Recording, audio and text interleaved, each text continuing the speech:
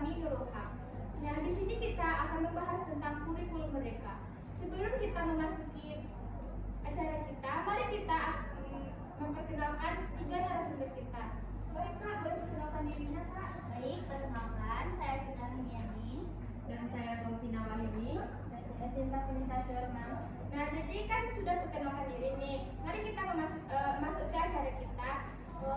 Jadi kan temanya tentang kurikulum merdeka. Jadi apa sih yang dimaksud dengan kurikulum merdeka itu?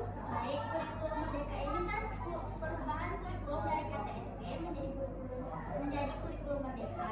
Di mana kurikulum merdeka ini merupakan mengikuti sesuai dengan perkembangan zaman. Kurikulum merdeka ini membentuk karakter peserta didik, lebih tujuannya untuk membentuk karakter gitu. Nah, jadi mengapa kita memerlukan kurikulum merdeka? Untuk mengatasi tantangan pendidikan yang dimana tentang pendidikan itu semakin kompleks dan dinamis, serta kurikulum ini juga untuk meningkatkan kualitas pendidikan. Apa kriteria yang sudah boleh menerapkan kurikulum merdeka? Tentunya yang sudah mulai menerapkan kurikulum merdeka tersebut, kriteria yang memenuhi yaitu SDM yang memadai, memiliki kesiapan infrastruktur, serta memiliki program-program pengembangan diri bagi guru dan siswa.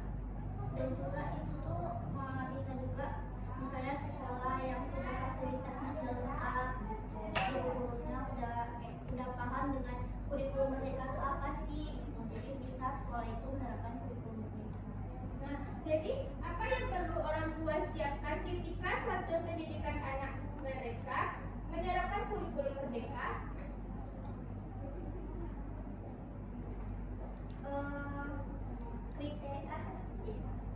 Bagaimana ketika apa yang perlu orang tua siapkan ketika satuan pendidikan anak mereka menerapkan kurikulum merdeka? Orang tua ya, jadi kan orang tua itu merupakan peran penting dalam anak gitu, dalam membimbing anak.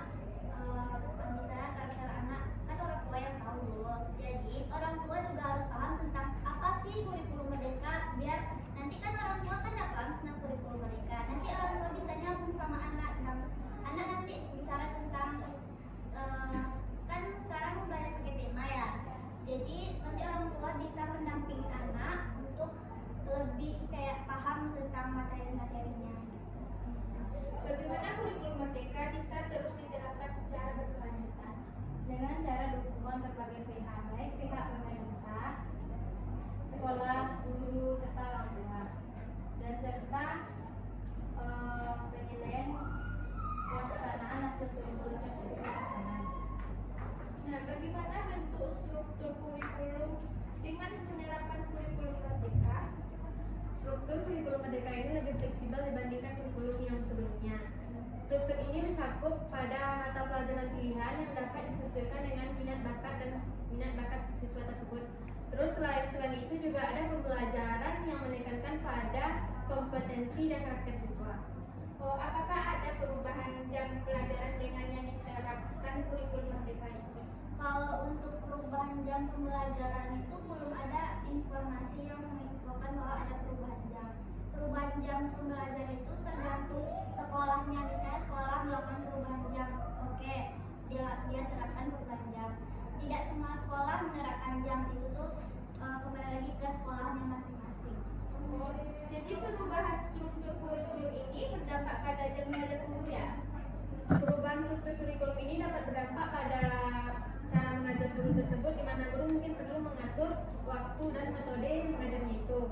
Dengan adanya kurikulum merdeka, guru harus berperan banyak dalam mempelajari atau memfasilitatori yang mendampingi siswa tersebut untuk lebih memproses pembelajaran mereka yang lebih efektif dan efisien dan mandiri dan berbasis proyek. Jadi guru tuh harus kreatif juga membuat bahan ajarnya supaya siswa itu tertarik dan paham dengan materi-materi yang guru sampaikan. Terus di mana posisi mata pelajaran muatan lokal dalam struktur kurikulum itu? Mata pelajaran muatan lokal tetap memiliki tempat dalam struktur kurikulum merdeka tersebut. Mata pelajaran ini penting penting untuk kita lestarikan karena kearifan lokal serta budaya setempat. Siswa juga perlu belajar dan diintegrasikan dengan mata pelajaran lain atau dalam bentuk proyek pembelajaran. Nah, bagaimana dengan muatan lokal? Apakah masih tetap diberi kewenangan daerah? Ya, muatan lokal tetap diberikan kepada pemerintah daerah. Karena pemerintah daerah memiliki sebuah kewenangan untuk menentukan dan mengembangkan muatan lokal yang sesuai dengan potensi dan kebutuhan daerah tersebut. Jadi nggak mungkin kayak misalnya daerah ini nggak merdeka, kan belum merdeka itu merata semua. Oh baik, terima kasih kepada ketiga narasumber saya. Semoga bisa menambah pengetahuan dan wawasan kepada teman-teman yang telah menyaksikan podcast ini. Saya Tiara Pratama Nurul, pamit undur diri. Assalamualaikum warahmatullahi wabarakatuh. Audio Jungle.